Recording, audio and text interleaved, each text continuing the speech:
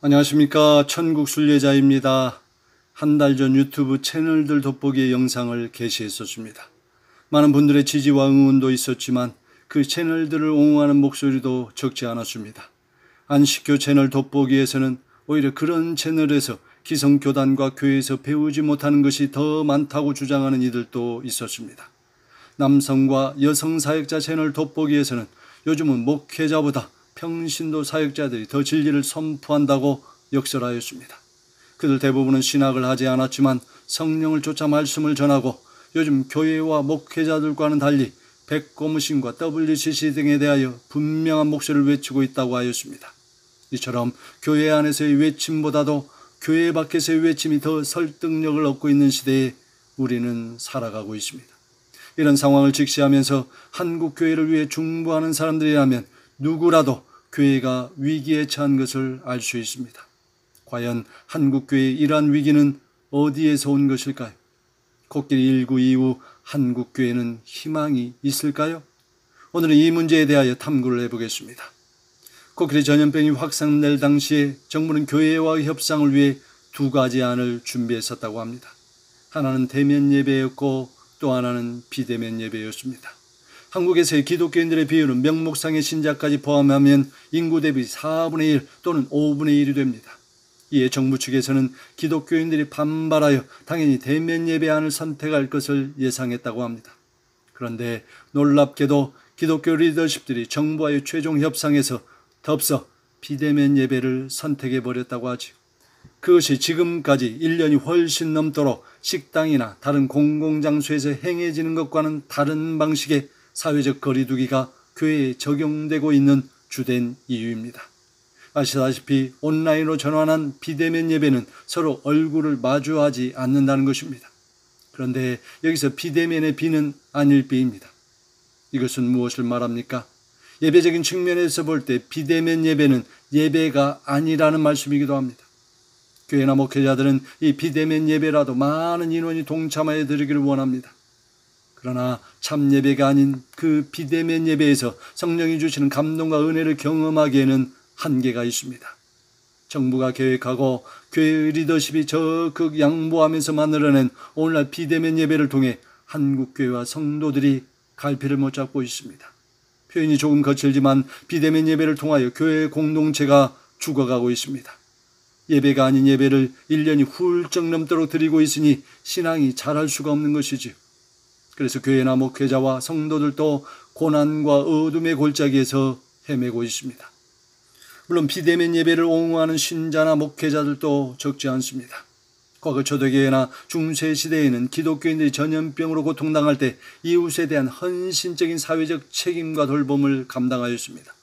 비대면 옹호론자들은 이러한 예들을 강조하면서 비대면 예배를 드리는 것이 이웃사랑의 실천이라고 주장합니다.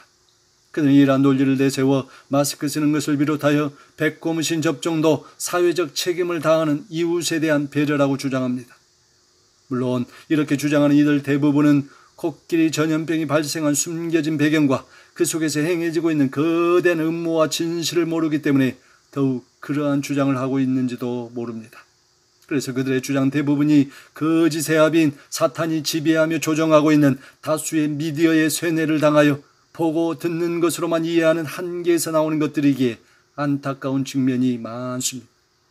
어찌되었든지 작금의 현실에 대하여 상황에 대한 해석을 각자 달리할 수는 있지만 참된 예배를 드리는 측면에서 현 상황을 바라볼 때 지금은 비정상적인 것만은 분명합니다. 그렇다면 이러한 교회의 위기는 어디에서 온 것일까요? 아모스 8장 11절에서 13절은 말씀합니다. 주 여호와의 말씀이니라. 보라, 날이 이를지라. 내가 기근을 땅에 보내리니 양식이 없어 주림이 아니며 물이 없어 가람이 아니요 여호와의 말씀을 듣지 못한 기갈이라.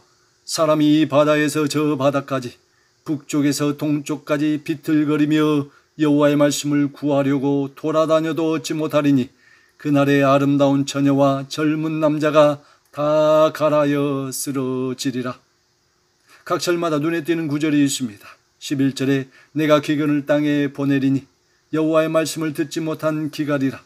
12절에 비틀거리며 13절에 쓰러지리라. 남유다 출신으로서 북이스라엘에 대하여 예언한 아모스 선지자가 활동한 당시는 13번째 여로보암 2세가 통치하던 때입니다. 그 당시는 정치적 안정과 물질적인 풍요를 누렸습니다. 그러나 신앙적인 면에서는 타락의 길을 걸었던 때입니다. 하나님의 말씀을 멸시하고 각종 우상 숭배와 간음, 살인과 강도 등이 만연하였습니다. 가난한 이웃을 착취하고 박해하던 때입니다. 또한 그들은 스스로를 하나님이 선택한 선민이기에 재앙이 없을 것이라는 자만심으로 가득했습니다. 이에 하나님의 심판의 그림자가 드리운 북이스라엘에 대하여 아모스 선지자는 오직 정의를 물같이 공의를 마르지 않는 강같이 흐르게 할지어다고 외쳤습니다. 여기서 물이나 강은 일반적인 생명의 근원, 생명수이신 삼위일체 하나님과 말씀을 상징합니다. 이는 아모스 8장의 말씀은 그 생명수의 근원인 하나님의 계시와 말씀이 끊어질 것이고 그것을 먹고 마실 수 없는 백성들은 비틀거리며 쓰러지게 될 것임을 암시하고 있습니다. 아모스가 선포한 말씀의 기간은 오늘 우리 시대에도 그대로 적용되어지고 있습니다. 코끼리 전염병 시대에 드려지는 비정상적인 비대면 예배, 이에 인터넷으로 여기저기 찾아다니면서 말씀의 갈증을 해소하는 자들이 넘쳐나고 있습니다. 그러나 그 갈증을 해소하는 것이 생각처럼 쉽지는 않습니다. 여전히 말씀의 기갈로 여기저기 비틀거리며 쓰러지는 주의 백성들이 넘쳐나고 있습니다. 그렇다면 왜 신자들이 이곳저곳을 찾아다니면서도 말씀의 기갈에 비틀거리며 쓰러질까요? 그들이 찾아다니는 곳에는 비진리, 비복음, 누룩의 교훈과 가르침도 넘쳐나기 때문입니다. 혹자는 자신이 찾은 그곳에서 은혜를 받고 있다고 자랑하듯 말할지 모릅니다. 본인은 그곳에서 생명수를 벌컥벌컥 마시고 있다고 주장할지 모릅니다. 그러한 영상, 그러한 말씀과 예배를 통하여 신앙이 자라고 있다고 목소리를 높일지 모릅니다. 그러나 우리 주님이 보시기에는 그들이 여기저기 말씀을 찾아다니는 행위가 진리에서 벗어나 격길로 가고 있는 모습일 수 있습니다. 그렇다면 진리가 없는, 다시 말해 비진리를 추구하는 자들의 삶에서 나타나는 현상이 무엇입니까? 첫 번째, 거짓과 참의 분별이 되지 않습니다. 바로 그것이 이단이나 사이비에 속한 사람들이 자신이 참된 공동체에 속해 있다고 목소리를 높이는 이유입니다. 두 번째, 사람들이 자기 속에는 옳은 대로 행합니다. 이러한 자들은 이미 그 안에 미혹의 영이 들어가 자리하고 있기 때문에 자신의 것이 절대적인 것으로 생각합니다. 또한 비진리를 추구한 자들의 삶에서 나타나는 현상은 영혼육의 질병이 걸려도 온전한 치료가 안 됩니다. 비진리는 거짓이기 때문에 일시적인 치료는 있을지 몰라도 온전한 치료는 경험할 수 없습니다. 다시 예전 상태로 돌아가지요. 네 번째, 죄에 빠지고 유혹에 넘어져도 회복하기가 어렵습니다. 그 배후에 사탄과 악한 영이 자리하고 있기 때문에 넘어지면 웬만해서 쉽게 일어날 수 없습니다. 다섯 번째, 진리가 없는 비진리를 추구하는 자들의 삶에서 나타나는 현상은 소망 없는 헛되고 헛된 인생을 살다가 멸망으로 나아간다는 것입니다.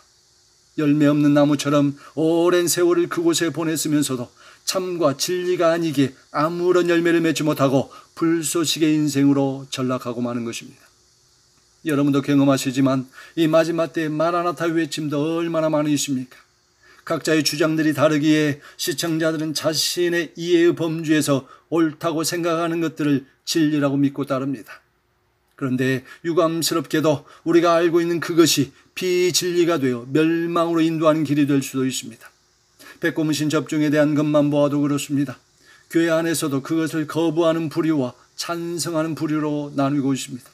둘 중에 하나는 분명히 가짜일 것이고 그 진위 여부에 따라 엄청난 후폭풍이 기다리고 있습니다. 그러므로 선택이 대단히 중요합니다.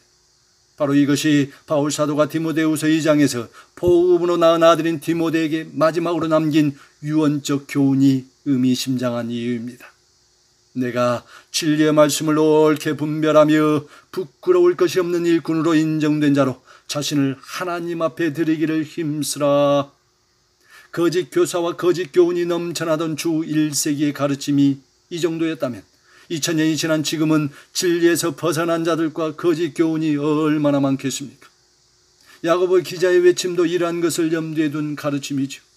내 형제들아, 너희는 선생된 우리가 더 큰 심판을 받을 줄 알고 선생이 많이 되지 말라. 나름대로 진리를 선포한다고 하는 파수꾼의 역할을 하는 저와 같은 나팔수들이 날마다 가슴에 새겨야 할 말씀입니다. 진리의 파수꾼이 아닌 거짓의 전달자가 될 수 있기 때문입니다. 바로 이러한 이유 때문에 특정한 부분의 말씀에 대해서는 자신의 가르침이 절대 진리인 것처럼 말하는 것을 대단히 조심해야 합니다. 해 아래서 우리가 알고 깨달은 지식과 경험이 완전하지 않으며 부분적인 것이기 때문입니다. 여러분은 이 시대를 어떻게 예상하고 있습니까?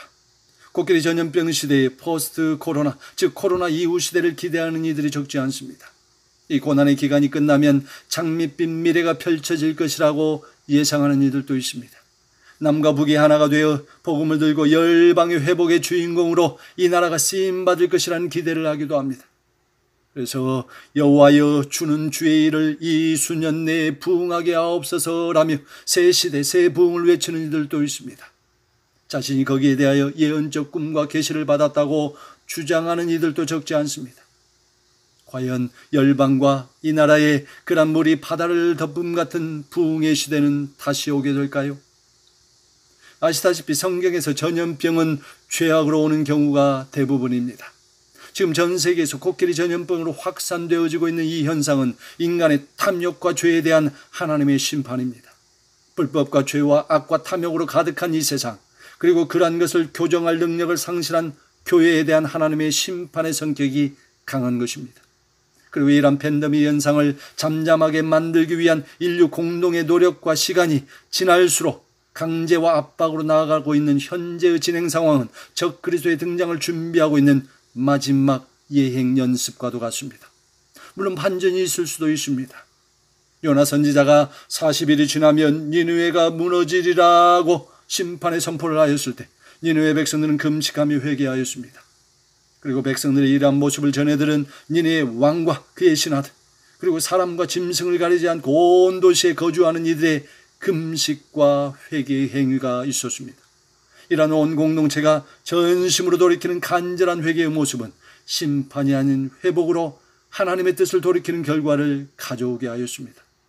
그런데 과연 이 전 세계적인 전염병 앞에 이러한 공동체적으로 가슴을 찢고 통회하는 전심이 담긴 금식과 회개를 할 수 있는 교회, 지역, 국가는 얼마나 있을까요?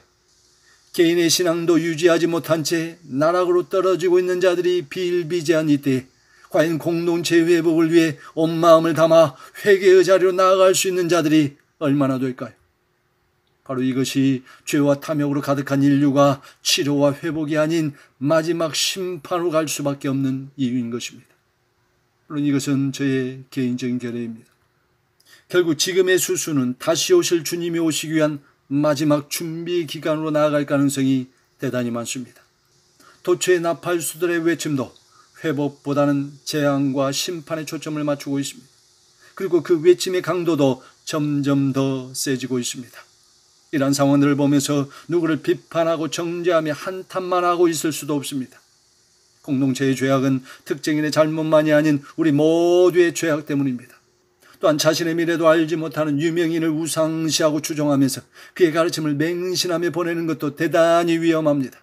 그가 참 진리를 보지 못하는 소경일 수도 있고 거짓 선지자일 수도 있기 때문입니다.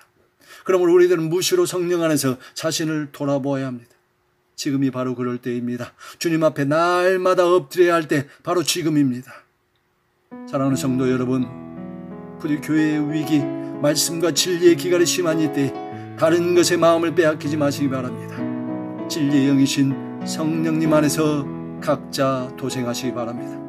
아울러 개인의 죄, 가정의 죄, 공동체의 죄, 국가의 죄악을 가슴에 품고 중보자로 서시기를 바랍니다.